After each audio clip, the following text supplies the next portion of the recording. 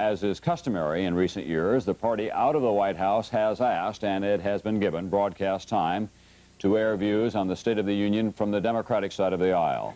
The following videotape program was furnished by the Senate Democratic Policy Committee and the House Democratic Steering and Policy Committee.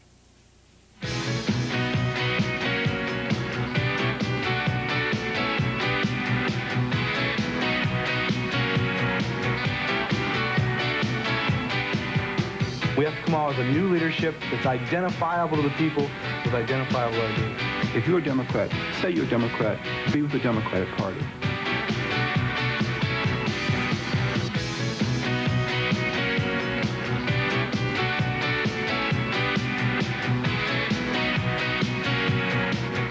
You can look at the past and benefit from it, learn from it, and strive for the future, look to the future. And we said that Reagan's program wouldn't work, and to the extent that individuals are better off, it has worked.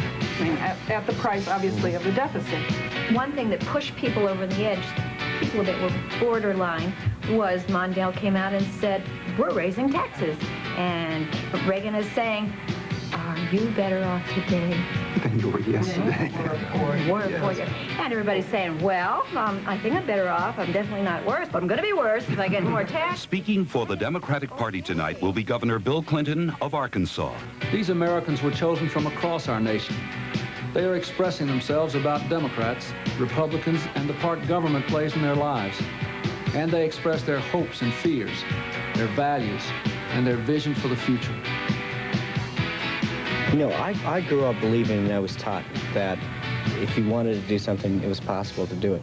And I was taught that there was justice in their system.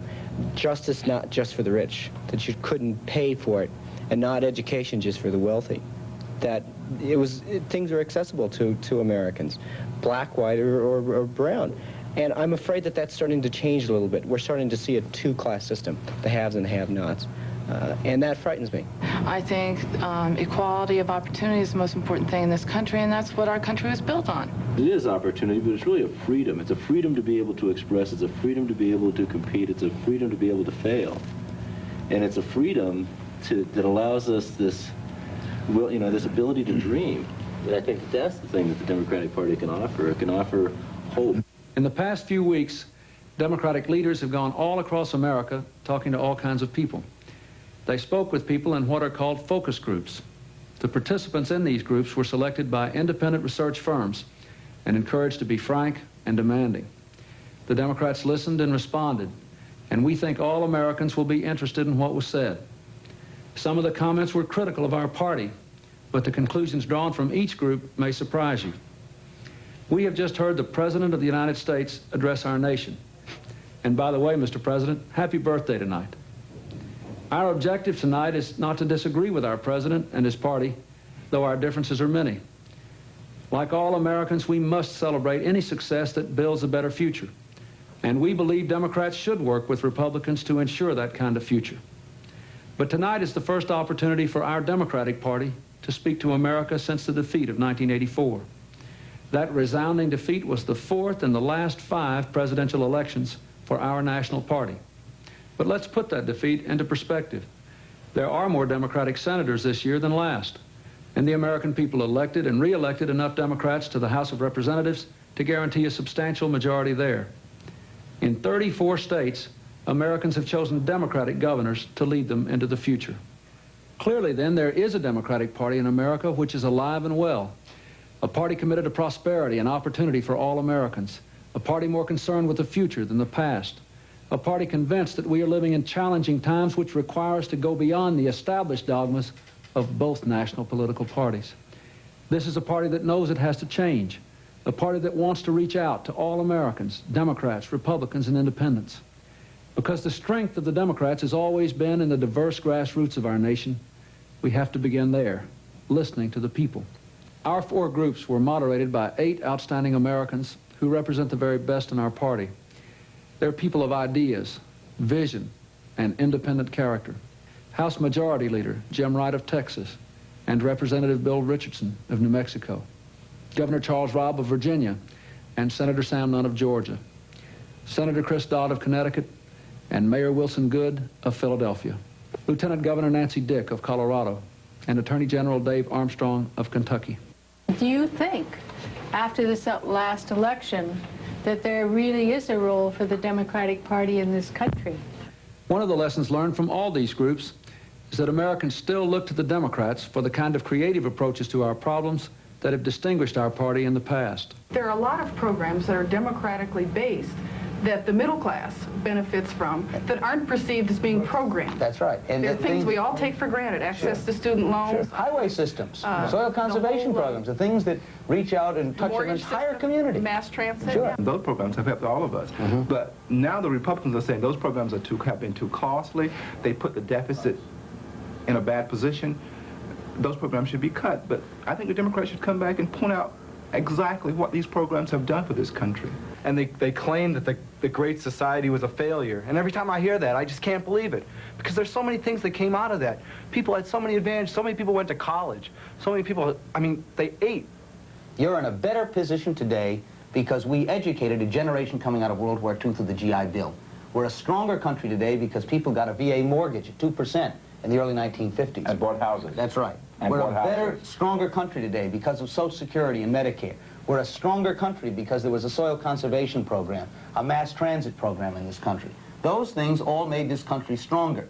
And a lot of people benefited from it. And we need to get back to that notion of extending that broader educational process that tells people we all benefit from these things. We don't make the case that those are national security issues. We have a tendency to put the defense issue on one side and the social programs on the other. And history ought to teach us, as a nation, that one empire after another fell, not because they didn't have enough bullets or guns or armies, because they failed to take care of the basic needs of their own people. And that more nations have crumbled because of that than because of the external threat. And that we ought to be talking about education and housing and health care and transportation as national security issues.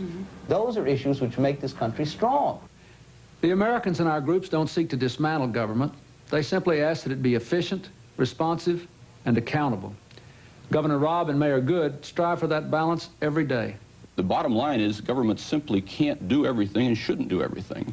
And we can't continue to try to do everything and to try to fund everything and at the same time be compassionate in areas where we need to provide that kind of response. And that's the real crux of what government really is all about. It requires hard decisions, and it requires setting priorities, and requires saying, what do we need to do? How can we do that best? Which level of government is best capable of providing those kinds of services?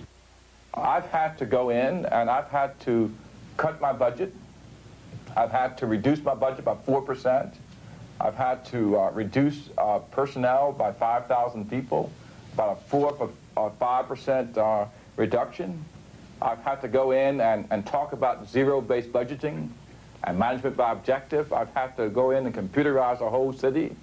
I've had to go in and be accountable for the way that I really had to run this government. And the thing I've found is that people want their leaders to be accountable for how they spend those dollars. Americans demand accountability from their elected leaders for programs and services, and they expect no less from the nation's military. Senator Sam Nunn is one of our nation's most respected advocates for the position that we must have a strong national defense, but an accountable one. You can say, well, everything you want about all the freedoms that we need, but unless you have that kind of defense and the nature of the world as it is today, you're going to be at peril and at risk. And it is essential that we maintain that kind of security. But it really seems to me that things are out of whack, and that when it comes down to it, the idea that spending is the solution in terms of security is just as unwise as saying that spending is the only solution to our domestic problems. Well, Jeff, I would agree with you. The thing we've got to seek is a balance. We've got to have a strong national defense. I've stood for that since I came to the Senate and have been preoccupied with it to some extent. I also believe, though, a strong defense rests on a strong economy. The economy of this country is the strongest component of our national security position, defining national security in the broadest sense. The thing that is lacking at the present time is a well-defined strategy that matches our role in the world with the resources available and preserves that strong economy. So a strategy is at the top of the list. We have to know what our goals are.